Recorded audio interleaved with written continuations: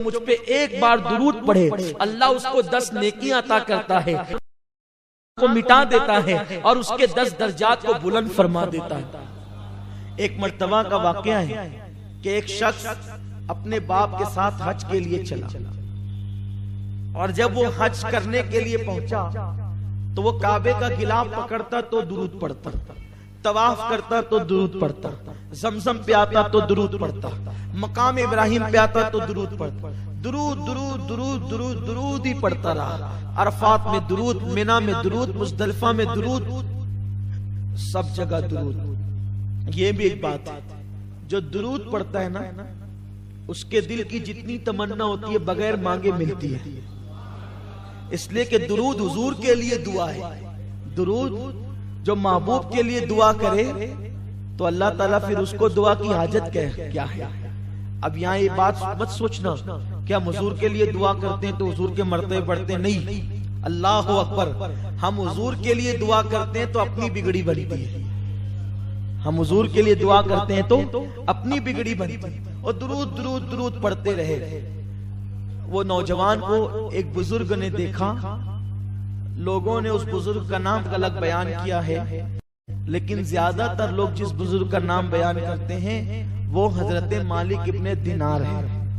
हजरत मालिक इब्ने दिनार ने उस बंदे को देखा और पूछा कि ए बंदे, तू तवाफ करता है तो दुरूद पढ़ता है, अरफा में दुरूद, मुज़दलिफा में दुरूद, मकाम पर दुरूद, मुल्तज़म पर दुरूद, हर जगह दुरूद दुरूद, क्यों दुरूद पढ़ता है? उसने कहा अगर आप इतने बड़े अल्लाह के बरगज़ीदा बंदे न होते तो मैं आपको ये राज कभी न बताता। मैं जो आ रहा था अपने बाप के साथ, जब मैं अपने बाप के साथ सफर हज पे निकला तो मुझे मालूम है कि मेरा बाप बड़ा पापी है, लेकिन मेरी नीयत ये थी कि मेरा बाप हज कर लेगा तो अल्लाह तबारक व तआला उसके गुनाह को माफ कर देगा। लेकिन अफसोस इस पर हुआ कि जब हम लोग हज का सफर करते रहे तो अचानक रास्ते में मेरे बाप की तबीयत अलील हुई और उसका इंतकाल हो गया। और जब उसका इंतकाल हो गया, सहरा था, जंगल था, बियाबान था, मैंने उस गम के आलम में कि अब मैं और मेरा बाप, मैं कैसे इसकी तदफीन करूं, क्या करूं, कुछ समझ में नहीं आता था। ऐसे में मैंने सोचा कि एक काम करते हैं कि बाप के लिए कब्र खोदते हैं।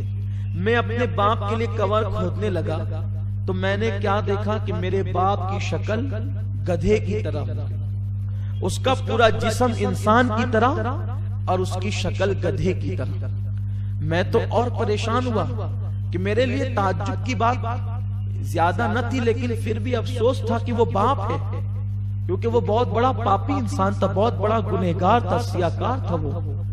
ऐसे में मैंने उसके जिस्म पे चादर डाल दी, क्योंकि अब मैं क्या कर सकता था। मैंने उसका चेहरा छुपा दिया और मैं उसके सिराने बैठ करके रोने लगा। एक तो बड़ी मेहनत से कब्र खोदी रेत में, अब उसको दफन करना है, लेकिन इसका चेहरा गधे की तरह हो गया, चेहरा बिगड़ गया। और मैं देख करके डरता भी था, हैरत भी करता था, गम भी था, अफसोस भी था। उसी रोते रोते मेरी आंख लग गई।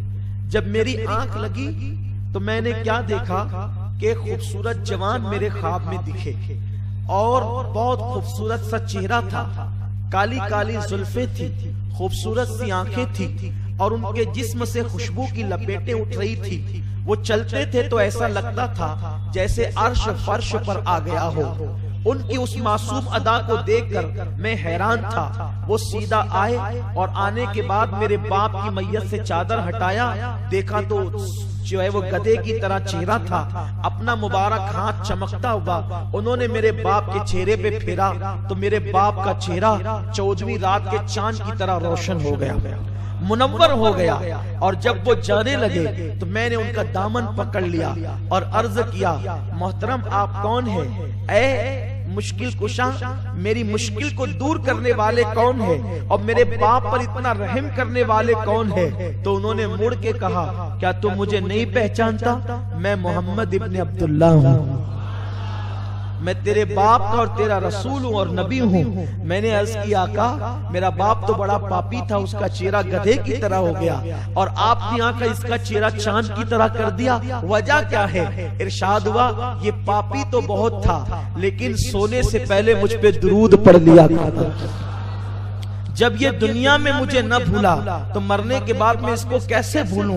और आका अलैहिस्सलातु व तस्लीम तशरीफ ले गए। जब मेरे आका तशरीफ ले गए तो कहते हैं मेरी आंख खुल गई और आंख खुली तो मैंने देखा कि मेरे बाप का चेहरा 14वीं रात के चांद की तरह चमक रहा था। अल्लाह अकबर। वो कहते हैं फिर मैंने अपने बाप को खुशी खुशी दफन कर दिया और मैंने अहद कर लिया, अब सारी जिंदगी फराइज और वाजिबात के बाद अगर सबसे ज्यादा कोई अमल तो सिर्फ अपने नबी पे दुरूद और सलाम करूंगा। मेरे प्यारे आका सल्लल्लाहु अलैहि वसल्लम के प्यारे दीवानों, माह रमजान शरीफ आ रहा है, कसरत के साथ दुरूद शरीफ पढ़े और कोशिश करे कि कम से कम 1000 मर्तबा दुरूद शरीफ तो रोजाना माह रमजान शरीफ में हमने पढ़ना ही पढ़ना है, इसलिए कि दुरूद शरीफ की बड़ी बरकतें हैं। मैं क्या अर्ज करूं, दुरूद शरीफ का मकाम क्या है। मेरे प्यारे आका अलैहिस्सलाम के प्यारे दीवानों, सहाबे किराम कसरत से दुरूद पढ़ते थे, औलिया किराम कसरत से दुरूद पढ़ते थे। और रिवायतों में आया है कि जो बंदा कसरत से दुरूद पढ़ता है अल्लाह उसका दिल मुनव्वर कर देता है और गैब के हिजाबात उससे उठा देता है। और फरमाया गया जो कसरत के साथ दुरूद पढ़ता है फिर अल्लाह तबारक व तआला उसके दिल को मुनव्वर करके वो आंखें अता करता है कि उसकी हथेली पर वो अल्लाह के शहरों को देखने लगता है, वो दुनिया को अपनी हथेली पर देखने लगता है। अल्लाह अकबर। मेरे आका सल्लल्लाहु अलैहि वसल्लम के दीवानों, जो कसरत के साथ दुरूद पढ़ते हैं, जब वो मर जाते हैं तो कब्र के अंदर अल्लाह अकबर उनके जिस्म को कब्र की मिट्टी नहीं खा सकती, कब्र की मिट्टी उनके जिस्म को नहीं खा सकती, उनका कफन भी मैला नहीं होता। आप नहीं देखते बहुत सारे लोग कभी नासिक में कभी मालेगांव में अलग अलग मकामात पर आम आदमी थे, कोई शोहरत न थी। बहुत सारे इलाकों के अंदर ये बात देखी गई है, आम आदमी थे, कोई शोहरत न थी, कुछ नहीं, एकदम सादे सिंपल, न आलिम न हाफिज न कारी, कुछ नहीं, लेकिन बस दुरूद शरीफ कसरत से पढ़ते थे तो कब्र खुली तो कफन भी मैला नहीं हुआ। क्यों? उसकी वजह है कि जिस सीने में दुरूद होगा उस सीने में हुजूर का इश्क होगा, और दुरूद पढ़ने वालों को बहुत जल्दी हुजूर का दीदार नसीब होता है, बहुत जल्दी ज़ियारत नसीब होती है। हजरत इमाम शाफई रहमतुल्लाह अलैह को किसी ने विसाल के बाद देखा और पूछा कि अल्लाह ने आपके साथ क्या सलूक किया, तो आप इरशाद फरमाते हैं कि मैंने अपनी किताब में हुजूर पर एक दुरूद लिखा था, उस दुरूद को कबूल कर लिया गया और मुझ पर जन्नत के फूल निछावर किए गए और मुझे दुल्हन की तरह सजा करके जन्नत में दाखिल किया गया। मेरे आका सल्लल्लाहु अलैहि वसल्लम के दीवानों, दुरूद शरीफ पढ़ने की आदत बनाएं और आका करीम पर जितना दुरूद पढ़ोगे उतना दिल में मोहब्बत बढ़ेगी, प्यार बढ़ेगा। और इंसान तो इंसान है, अगर जानवर भी दुरूद से मोहब्बत करे तो उसको भी फायदा मिलता है, उसको भी बरकतें मिलती है। एक मर्तबा ऐसा हुआ कि किसी ने हुजूर सल्लल्लाहु अलैहि वसल्लम को अपने घर दावत दी, सरकार अलैहिस्सलाम को दावत दी, और दावत में उन्होंने सोचा कि मैं मछली पकाऊंगा। मछली पकाने का उन्होंने इरादा किया क्योंकि हुजूर सल्लल्लाहु अलैहि वसल्लम को मछली पसंद थी, सरकार अलैहिस्सलाम मछली पसंद फरमाते थे, तो मछली उन्होंने पकानी चाहिए। मगरिब के बाद की दावत थी, हुजूर अलैहिस्सलाम तशरीफ ले आए। अब इशा की को वक्त कम था तो आका करीम सल्लल्लाहु अलैहि वसल्लम बैठे रहे, हत्ता के अब ऐसा तो नहीं था आजकल की इशा की तरह कि 8:30 बजे 8:45 बजे अजान हो जाएगी और इमाम को दौड़ के जाना ही पड़ेगा, ऐसा नहीं था। वहां ऐसा था जब हुजूर जाते तब गुलाम जमा हो जाते, लेकिन हुजूर अलैहिस्सलाम भी वक्त पर तशरीफ ले जाते थे ताकि लोगों को मुशक्कत ना हो। बहरहाल तो टाइम होने लगा और वो जो सहाबी जिन्होंने दावत दी थी वो कभी अपनी बीवी की तरफ जाएं, कभी हुजूर की तरफ आए, कभी इधर जाएं, कभी उधर आए। गायबदा नबी सल्लल्लाहु अलैहि वसल्लम ने फरमाया क्या हो गया, क्या बात है, क्यों परेशान हो, अपनी परेशानी बताओ। उन्होंने अर्ज किया रसूलुल्लाह सल्लल्लाहु अलैहि वसल्लम रोटियां पक गई है, सालन नहीं पकता। कब मसला क्या है? अर्ज की हुजूर मछली लाई है पकाने के लिए, उसको काट कर हांडी में डाल दिया है, जैसे ही हांडी चूल्हे पे रखते हैं तो आग बुझ जाती है, और हांडी चूल्हे से उतारते हैं तो आग जलने लगती है। बस इसी मामले में परेशान है, खाना तैयार नहीं होता। आका ने फरमाया वो मछली को लाओ। वो मछली लाई गई, सरकार ने मछली को रखा और फरमाया तुम्हें पता है ये मछली क्यों नहीं पकती, और इस मछली को कभी कोई पका नहीं सकता। कहा हुजूर वो कैसे? इरशाद फरमाया कि ये मछली जिस दरिया में तैर रही थी, उस दरिया में एक कश्ती चल रही थी, और उस कश्ती में मेरे गुलाम मुझ पे दुरूद और सलाम पढ़ रहे हैं। तो इस मछली के कान तक दुरूद और सलाम की आवाज पहुंची, तो उसने कान लगा दिए और वो दुरूद में गुम हो गई। उधर वो दुरूद में गुम थी कि अल्लाह ताला ने तुम्हें मुशाहिदा कराने के लिए उसको मछेरे के जाल में फंसा दिया। मछेरे के जाल में फंसी और बाजार में बिकी, तो तुम्हारे हाथ लगी, तुम ला करके तुमने उसको काटा और डाला हांडी में। तो अब जिस मछली ने मोहब्बत के साथ मुझ पे दुरूद पढ़ने वालों का दुरूद सुना है, तो इसलिए इस मछली के ऊपर ये आग असर नहीं कर सकती। बताइए अगर मछली दुरूद सुन ले इश्क के साथ, तो उस पर दुनिया की आग असर नहीं कर सकती, तो दिन दुरूद पढ़े तो उस पर जहन्नम की आग कैसे असर कर सकती। और आप जानते हैं ये जो मीठा मीठा शहद बनता है और उससे जो शिफा मिलता है, वो क्यों मिलता है? एक मर्तबा शहद की मक्खी ने आका अलैहिस्सलाम की बारगाह में हाजिरी दी। हुजूर की बारगाह में शहद की मक्खी हाजिर हुई, और हाजिर होने के बाद आका ने उससे पूछा, ऐ शहद की मक्खी ये बता कि तू शहद कैसे तैयार करती है। अब आका को सब मालूम है, लेकिन आकाए करीम सल्लल्लाहु अलैहि वसल्लम उससे पूछ रहे हैं कि तू शहद कैसे तैयार करती है। आज से मैं पूछता हूँ, हुजूर अलैहिस्सलाम को उर्दू सिखाने वाले मौलवी, मैं उनको शहद के छत्ते में उनके कान पे शहद का छत्ता लगा दूं, ये लगवा दूं, और उनसे 5 साल के बाद पूछूं मुल्ला जी बताओ शहद की मक्खियां कहती क्या है, तो मैं समझता हूं कि कभी जो है वो नहीं कह सकेगा। और मेरी ज़बान हया खामोश है। अरे बिस्तर पे लेट कर अगर कोई सरगोशी करे तो वो आए आए करता है, और उसको पूरी बात समझ में नहीं आती, और वो दावा करता है हुजूर को उर्दू सिखाने का। हमने नबी को उर्दू सिखाया। ओ आए आए करने वाले, ये शान देख मेरे नबी की। वो समझते हैं बोलियां सबकी, वही सुनते हैं बोलियां सबकी। ये शान है मुस्तफा जाने रहमत की कि शहद की मक्खी से कलाम कर दे। कुछ लोग कहते हैं सैयद साहब बहुत सख्त बोलते हैं। सख्त नहीं बोलता हूं, हक बोलता हूं। आप मेरी सख्ती पर नहीं बल्कि मेरी हक गोई पर नजर रखें।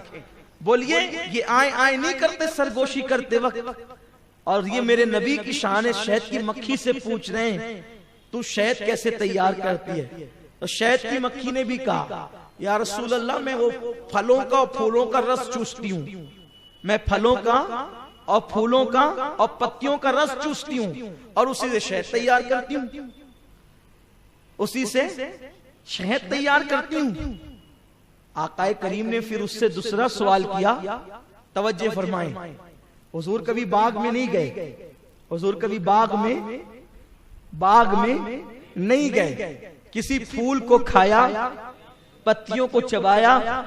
आका फरमाते हैं कुछ पत्तियां तो कड़वी भी होती है, कुछ फूल तो कसेले भी होते हैं, कुछ फल तो कड़वे भी होते हैं, कुछ फल तो खट्टे भी होते हैं, लेकिन तेरा शहद सिर्फ मीठा ही क्यों होता है? अरे खट्टा खाए तो खट्टा ही निकलेगा, कसेला खाए तो कसेला ही निकलेगा, है ना? मेरे भाई अगर इंसान खाने में 3 मरतबा प्याज खा ले तो उसके पसीने में बदबू शुरू हो जाती है प्याज की। ये इल्म है, इंसानी इल्मुल अबदान है, ये इंसानी जिस्म का इल्म है कि इंसान अगर जैसी ग़िज़ा खाएगा, अगर इंसान खुशबूदार ग़िज़ा खा ले तो उसके पसीने से बदबू खत्म हो जाती है। बहुत सारे लोग गर्मी में परेशान रहते हैं, सोचते हैं यार कि मेरे पसीने में बदबू बहुत आती है, तो उसको ये सोचना चाहिए कि वो कोई बदबूदार ग़िज़ा तो नहीं खाता है हमेशा। एक आध टाइम खा ले तो असर नहीं करेगा, लेकिन अगर आप 3-4 टाइम दबा करके कोई एक ग़िज़ा खा ले तो उसका असर आपके पसीने पे जाहिर होता है। तो अल्लाह के हबीब सल्लल्लाहु अलैहि वसल्लम ने फरमाया कि पत्तियां तो कड़वी कसेली होती हैं, मीठी भी होती हैं, खट्टी भी होती हैं, फल और फूलों का हाल भी यही है, लेकिन तेरा शहद सिर्फ मीठा ही क्यों होता है? तो अर्ज करती है, या रसूल अल्लाह, जब मैं बागों से, बियाबानों से, सहराओं से जो है वो रस चूस कर आती हूँ, तो वो रस चूसने से लेकर के रस को उगलने तक के, रस चूसने से लेकर के रस को उगलने तक के मैं आप पर दुरूद और सलाम पढ़ते हुए आता हूँ। आप पर दुरूद पढ़ने की बरकत से सारी खटास, फीकास और कसेलेपन को अल्लाह मिठास में तब्दील फरमा देता। देखा आपने मिठास क्यों पैदा होती है? इसीलिए डॉक्टर इकबाल ने कहा है, डॉक्टर इकबाल से किसी ने पूछा ना, डॉक्टर साहब आपकी शायरी में इतनी तासीर क्यों है, आपकी शायरी में इतना असर क्यों है? हो न वो फूल तो बुलबुल का तरन्नुम भी ना हो, चमने दहर में कलियों का तबस्सुम भी ना हो न साकी तो फिर मैं भी ना हो, खुम भी ना हो, खेमा अफलाक का इस्तादा इसी नाम से है, नफ्ज़े हस्ती तपिश आमादा इसी नाम से है, कुव्वते इश्क से हर पस्त को बाला कर दे, दहर में इसमें मोहम्मद से उजाला कर दे, कि मोहम्मद से वफा तूने तो हम तेरे हैं, ये जहां चीज है क्या लौह कलम तेरे हैं, लौह भी तू कलम भी तू, तेरा वजूद अल किताब। देखा क्या चाशनी है डॉक्टर इकबाल की शायरी में। लोग उसकी मुखालफत करते रहे, लेकिन फिर भी मैंने मुखालिफिन को भी डॉक्टर साहब के शेर पढ़ते देखा है, जो डॉक्टर साहब पर उस लाहौर के कलंदर पर लोग एतराज करते हैं, उन लोगों को भी मैंने देखा है कि वो डॉक्टर साहब के शेर पढ़ते थे। और हमारे आकाए नेमत सैयदी मुर्शिदी हुजूर मुफ्ती आजम रहमतुल्लाहि ताला अलैह के सामने जब ये शेर पढ़ा जाता तो हुजूर मुफ्ती आजम फरमाते कि इकबाल की मगफिरत के लिए यही शेर काफी है। कौन सा शेर? कि मोहम्मद से वफा तूने तो हम तेरे हैं, ये जहां चीज है क्या। तुम दोस्तों अभी आप सैयद अमीनुल कादरी साहब का यह बयान सुन रहे थे, आपको कैसा लगा कमेंट में अपना राय ज़रूर दें, और इस वीडियो को तमाम मुसलमानों भाई के पास शेयर करें, सवाब के नियत से। अस्सलामु अलैकुम।